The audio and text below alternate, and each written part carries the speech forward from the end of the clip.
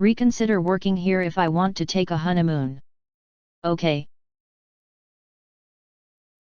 I had a manager who hated reading emails and would miss important issues/meetings because of it. I even suggested text-to-speech to make it less unpleasant, but he told me off. He spent a lot of time playing golf with clients and was mostly inaccessible. It got to the point where most of the team CC'd me. I was next on the totem pole, so I could grant approvals for stuff like expense reports and help out on projects my manager was supposed to work on. When I was getting married, I requested 3 weeks off for my honeymoon. Everyone knew I was getting married. Manager even congratulated me on the engagement when it happened. I had 5 weeks vacation accumulated and didn't think it would be a big deal, especially since I was requesting it nearly 8 weeks in advance. Then a vacation request denied email comes in from our time off system. I emailed manager following up, left voicemails, and after a week he finally replied to an email, "Look, we need dedicated people. If you think you can take 3 weeks off for a vacation, you need to reconsider your position here. Keep in mind, my request stated vacation request for honeymoon." I replied with no consideration needed, "My last day will be date in 3 weeks. Let me know about transitioning duties." I forward this to HR, CCing manager, and HR sets up my exit interview, but HR tells my manager to set up transition for my responsibilities. During my notice period, I even replied all to this email twice, asking about transition plans. Since I didn't get any transition plan, I tell my team. They ask manager what to do with my duties and manager says he'll think about it but doesn't do anything nor email anything out. 4 weeks later, I get a call from my old boss. "Are you planning on coming in this week?" "Why would I?" "Because you work for me." "Not as of last week. Stop messing around, get your ass in the office. I told you my last day when you denied my vacation request. How about giving proper notice and transitions? HR asked you to develop a transition plan and to attend my exit interview. It's not my fault you don't read all your emails." I hang up and block his number, but screenshot the call log and send it to the HR contact with an innocent, "Should I be worried old manager thinks I still work for him?" Fallout: things went from bad to worse for my old manager. Apparently I was doing most of his managerial duties, so he actually had to try and get stuff done himself. He also got into some legal issues, those client golf outings. He played golf, but not with clients. That made his termination with cause, so no severance for him. I ended up at a competitor with a nice bump in pay. I wanted to start after my honeymoon, but new company really wanted my help on a pitch. I joined for several weeks, reworking 1/3 of the pitch, and then went on my honeymoon for 3 weeks. They paid me for the entire time off. That garnered a lot of goodwill from both me and my wife. I only left the company because Mrs. and I moved cross-country and they didn't have remote positions back then. EDA, thank you for the awards. I don't have all the details, but no old manager had to hire lawyers to deal with legal issues related to his dismissal and the expenses. Clarification: this happened in the late 2000s. Mrs. and I are still married. Now to the comments.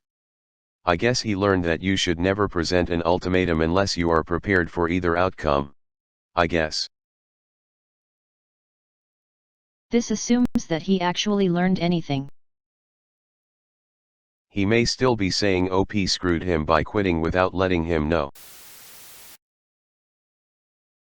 It baffles me that bosses don't realize that if you want time off for a very important event that you will take it no matter if you have to leave. I think the way to go is I will be taking 3 weeks off, you can let me know if I have a job or not when I get back. This was decades ago.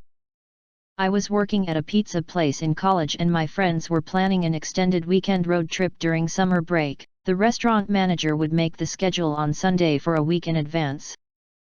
I worked weekends. 2 weeks before he made the schedule, I told him I wasn't available on X dates. He said okay. He wasn't much of a talker. The week before I told him again. Again it was okay. And then a final time the Sunday prior, a couple hours before he made the schedule. Lo and behold, I was scheduled to work the weekend I said I'd be out of town. I brought this up with him, that I'd be out of town those days. Well, I need someone to work those days. That's nice. But you don't seem to understand. I'm not going to be here to work. I told you this several times and you said okay. Sorry, but I need you here. Sorry, boss. But I simply ain't going to be here. In fact, I'm done being here, period. That was my last shift there. Granted, this was far from a very important event, but, my dude, you never said anything but okay. I had similar in a restaurant job. My best friend had just got engaged and was having an engagement party. He lived a bit over 100 miles away, so going to it meant not being available, bare minimum, the day of the party and the day after. I told the restaurant manager 2 to 3 weeks in advance, having never asked for any specific time off before that, and reminded him a couple of days before he did the rotation that week. Lo and behold, I'm on for both the days I wasn't available. Went to him quite upset, but he wasn't moved. I think one of the pretty waitresses had asked for the same time off, well after I had. I didn't really give a shit if I got fired, so my response was pretty much, I'm not going to be in the county these 2 days. This is not a request, it's me informing you so you can make sure there are enough people on. He never mentioned it again.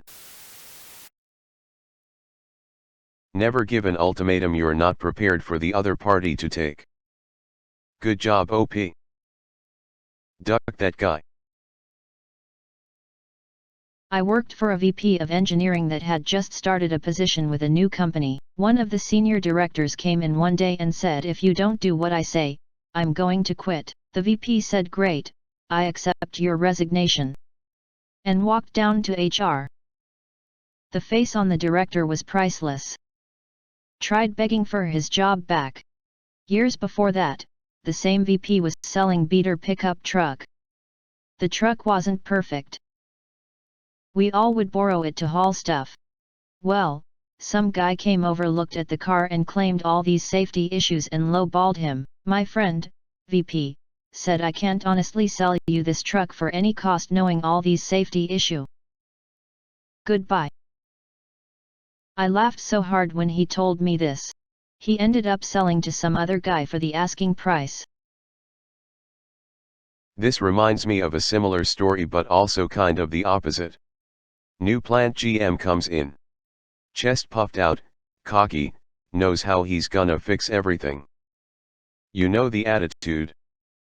Anyhow, he has his first all-hands meeting to introduce himself and talk about how he's going to change things, etc. Consumed by his bravado, he at one point makes the comment, if any of you think you can do better somewhere else, then go. He lost 9 out of 25 guys on the shop floor to competitors within his first month, and production hit an all-time low.